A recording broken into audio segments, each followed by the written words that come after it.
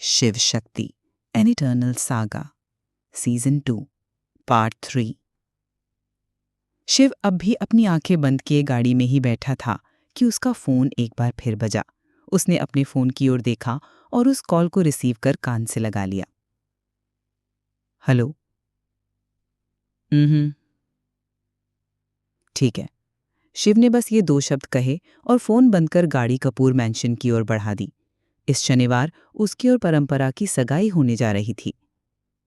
Shiv Kapoor mention पहुंचा तो अपने सामने का नजारा देख उसकी आंखें गुस्से से सिकुड़ गईं। परंपरा लिविंग रूम के बीचों बीच खड़ी थी और अपने चारों ओर खड़े नौकरों को फटकार लगा रही थी। वो सारे लोग बरसों से शिव के घर में काम कर रहे हैं और उनसे इस तरह के लहजे में कभी देवयानी और राज ने भी बात नहीं की थी जिस तरह से परंपरा कर रही थी। परंपरा को इस तरह पेश आते देख शिव गुस्से से भर गया। वो अंदर आया तो सारे नौकर उसकी अटेंशन में सिर झुकाकर खड़े हो गए। शिव ने उन सबको वहां से जाने के लिए कहा तो परंपरा ने उसे टोकना चाहा, लेकिन शिव ने उसे घूर कर देखा तो वो चुप होकर पीछे हट गई। शिव ने सबको जाकर अपना काम करने के लिए कहा तो सारे नौकरों ने एक बार फिर अपना सिर झुकाया और वहां से चले गए। सबके जाने के बाद शिव ने परंपरा की ओर घूर कर देखा और बोला, ये क्या तरीका था बात करने का?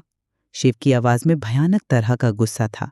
परंपरा ने उसे ऐसे देखा तो उसके करीब आते हुए बोली, मैं बेवजह गुस्सा नहीं कर रही थी शिव। देखो ना, इन्होंने अनघा पर ध्यान नहीं दिया और उसने जमीन पर पड़ी हुई मूंगफली खा ली। शिव ने परंपरा की शिकायत सुनी तो अपनी आंखें से कोड़ी और बोला, अनघा तुम्हारी बेटी है ना? उसका ध्यान रखने की जिम्मेदारी तुम्हारी है या नौकरों की? शिव ने कहा तो परंपरा एक पल के लिए खुद में सिमट गई।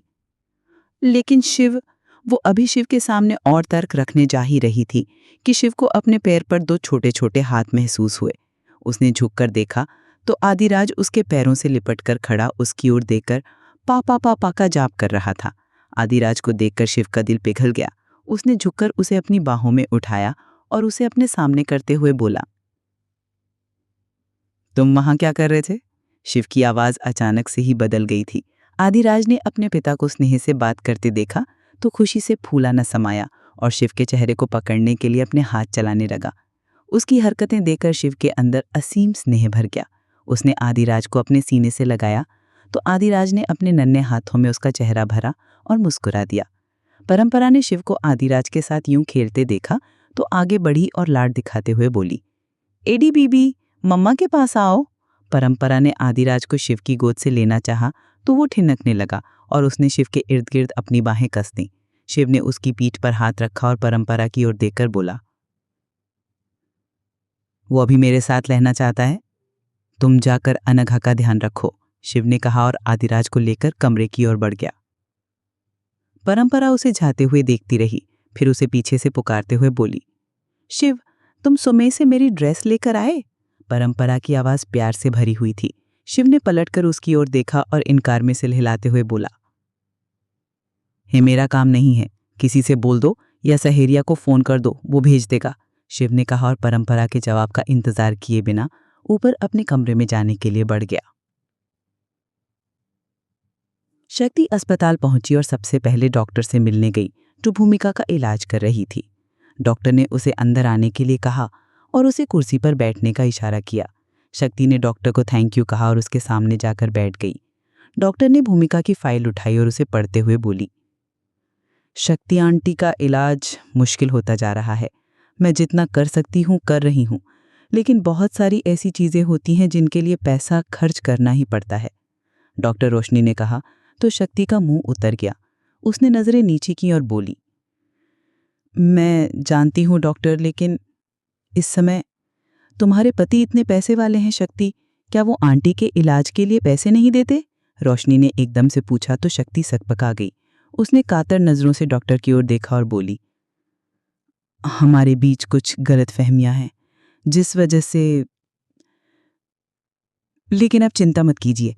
आपने जिस ऑपरेशन के लिए बोला था, बताइए कितने रुपए लगेंगे, मैं इंतजाम कर लूंगी, शक्ति ने उम्मीद भरी आवाज में कहा तो रोशनी ने गहरी सांस भरी और एक कागज उसके सामने रखते हुए बोली, 5 लाख केवल सर्जरी के, इसके अलावा दवाएं, रहना, बाकी का छोटा मोटा खर्च मिलाकर तकरीबन 7 लाख तो हो ही जाएगा। रोशनी ने कहा तो शक्ति के चेहरे का रंग फीका पड़ गया। उसे समझ नहीं आ रहा था कि वो कैसे इतने सारे पैसों का इंतजाम करेगी। उसके पास तो कुछ भी नहीं है जिसे गिरवी रख या बेचकर वो पैसे इकट्ठे कर सके। रोशनी ने उसे यूं खोए हुए देखा तो उसे पुकारा। रोशनी की आवाज़ सुनकर शक्ति होश में आई और उसकी ओर देखकर मुस्कुराते हुए बोली, मैं कर लूँगी डॉक्टर, मम्मा ही तो हैं बस मेरे पास। उन्हें ठीक करने के लिए अगर मुझे खुद को भी बेचना पड़े तो बेच दूंगी। कहते हुए उसके होंठ कांप गए। 2 साल पहले जो हुआ था उसका एक एक पल उसकी आंखों के सामने से गुजर गया। जितनी जल्दी कर सको उतनी जल्दी करना शक्ति, रोशनी ने उसे फाइल पकड़ाते हुए कहा तो शक्ति ने धीमे से हामी में सिर हिलाया और फाइल लेकर उठकर बाहर निकल गई। शक्ति डॉक्टर से मिलने के बाद सीधे भूमिका के कमरे में पहुंची, जहां एक नर्स पहले से भूमिका की ड्रिप बदल रही थी। उसने मुस्कुराकर शक्ति का स्वागत किया और फिर ड्रिप बदलकर बाहर निकल गई। नर्स के जाने के बाद शक्ति ने अपना क्रॉस बॉडी बैग उतारकर एक और रखा और भूमिका के पास जाकर बैठ गई। भूमिका की नाक में ऑक्सीजन ट्यूब्स लगी हुई थी और आंखें बंद थी। शक्ति ने प्यार से उसके चेहरे पर हाथ फेरा और फिर उसका माथा चूमकर उसके लिए स्पंज ले आई। शक्ति ने भूमिका के चेहरे को स्पंज किया और फिर उसके बाकी के शरीर को स्पंज करके उसके कपड़े बदलवा दिए। फिर शक्ति ने भूमिका के बालों को सुलझाया और उन्हें एक सा कंघी कर उसके सामने बैठ गई। शक्ति ने भूमिका का हाथ अपने हाथ में लिया और उस पर अपना गाल टिकाकर बोली, मम्मा, डॉक्टर कह रहे हैं कि आपकी एक सर्जरी करवाना पड़ेगी, जिसके बाद आप बिल्कुल ठीक हो जाएंगी। आप ठीक हो जाओ मम्मा, फिर हम कहीं दूर चलेंगे मम्मा, शक्ति ने कहा और फिर भूमिका के कंधे पर सिर रखकर अपनी आंखें बंद कर ली। आगे क्या होगा जानने के लिए चैनल को सब्सक्राइब करें, वीडियो को लाइक करें और शेयर करें। लेटेस्ट अपडेट के लिए बेल आइकन पर क्लिक करें।